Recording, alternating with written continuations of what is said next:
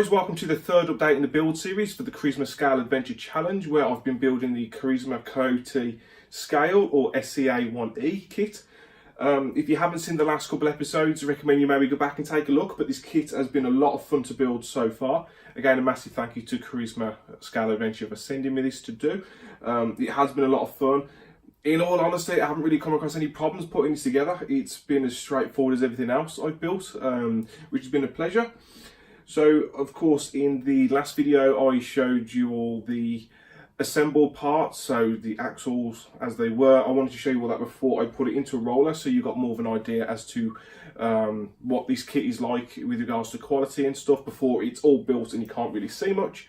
Of course, now moving into this video, we've got the roller. I have put in an ESC and a motor, so probably enough of me talking for now. I'm going to move the camera, I'm going to focus it on the car, and I'm going to show you I'm going to show you my progress.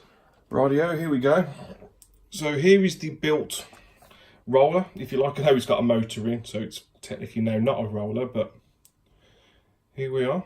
I'm waiting for the servo to come in the post and a proper receiver, because that isn't going to be what is going in it.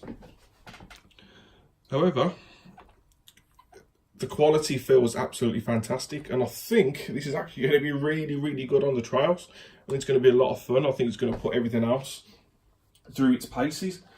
Really excited to take it out.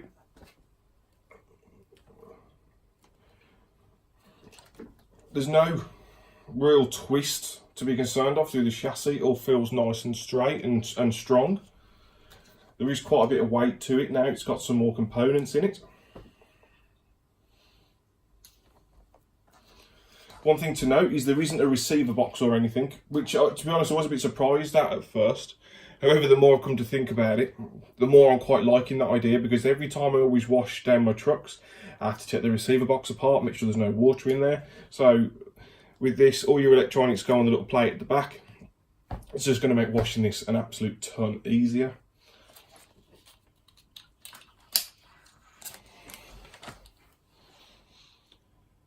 A nice view of underneath. Everything is smooth, there's nothing that's going to catch on any parts. The rock sliders are smooth, the pumpkins, the axles, there's nothing that should catch anything.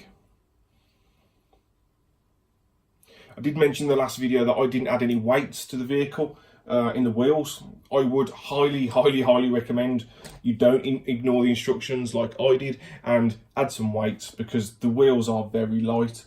I wasn't too sure what I was going to do at the time, so I didn't, but now I'm kind of regretting that because I think me ignoring the instructions is going to hinder it a little bit. But saying that, the Traxxas Bronco doesn't have any weight in the wheels either, so maybe I'm just overthinking it. We've got our slipper clutch here, it's very smooth.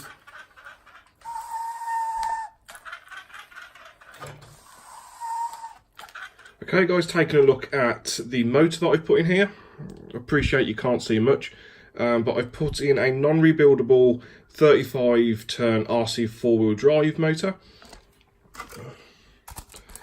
Here's the product code for anybody that's interested.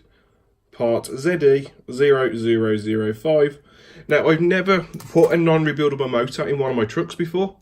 I've always put RC 4-wheel drive rebuildable or the Tecan rebuildable, always brushed, never brushless, because I love water. But I've never had a problem, I've never had to take one apart either, and these are about £14 a can, compared to like 50 from the other ones, so I thought, why not? Let's give it a go.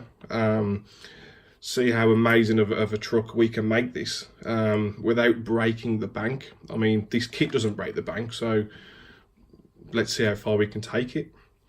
Of course, you'll see on the back, we've got a Hobbywing 1080 ESC. In my honest opinion, probably one of the best ESCs money can buy. They come with a program card where you can change your drag brake, how much throttle you get from when pulling off, all that kind of stuff. Highly recommend you chuck one of these in. I've got them in all my crawlers.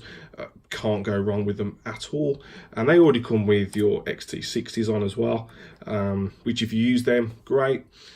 Alright guys, so you can see I popped it on this box. I've got the wheels off the floor. I'm just going to show you how smooth this gearbox is. So this is what I'm using now just for testing. This is what's going for my Tamiya Grand Hauler. Obviously, like I've just said, it's not going to be going for this, but I'm waiting for my receiver in the post as well.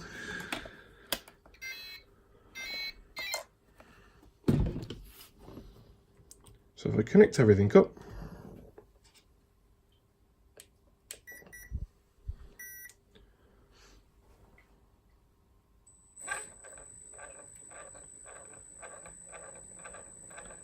you can see that's nice and smooth, it doesn't seem to catch or anything.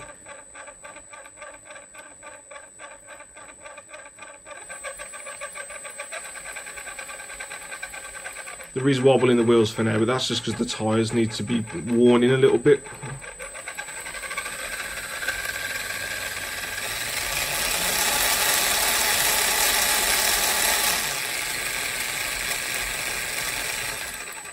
And this is just running a 4000 Nanotech 2S.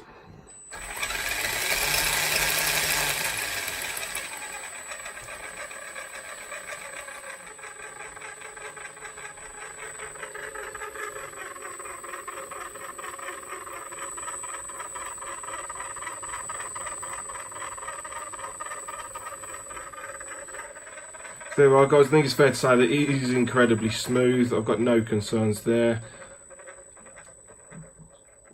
I mean, you know, that's pretty slow to get the wheels, you know, there's nice control. Doesn't bind up. And if anybody's wondering why I'm being so critical on these little parts, it's because this is considerably cheaper to a TRX4 and to an SCX10 too. Which is cheaper than the old SCX10, hey, you know. So I'm looking out for these little things. Yes, there are some bushings in this and not bearings, all of which I thought might have some kind of impact on the rolling resistance and stuff like that. But, you know, I can't, well, so far I've not seen any of it. Of course, the proof will be in the pudding when I take it on the trails and when I push it hard. But for now, I have absolutely no complaints, and I'm just looking forward to running it. I've got a Power HD 20 kilo servo on the way, and I have got a receiver for a FlySky GT3C. Now, I usually use my Spectrum, but the reason I'm using this is because by using this remote, it allows me to have more options of running more trucks at once. Most of my stuff's on my Spectrum, which means I can't really have many buddies come out with me. Of course, if they're all on that. And these receivers as well are like £5 rather than £40–50 for my Spectrum. And to be honest, it does the same job. Any questions, guys, as always, please leave a comment. I'll be happy to do my best and help you out. I will leave Carisma Scale Adventures YouTube channel and their website down below. If you have a few minutes, then please head on over and check them out. Of course, this build wouldn't have been possible without them. Again, Carisma Scale Adventure, a huge thank you to you guys. Stay tuned. I've already done the body for this. It's absolutely awesome. You're not going to want to miss it. I'm absolutely over the moon. Best Lexan body that I've ever done. Excited to show you all. As usual, guys, massive thanks for watching, and we'll see you on the next episode of Experience RC.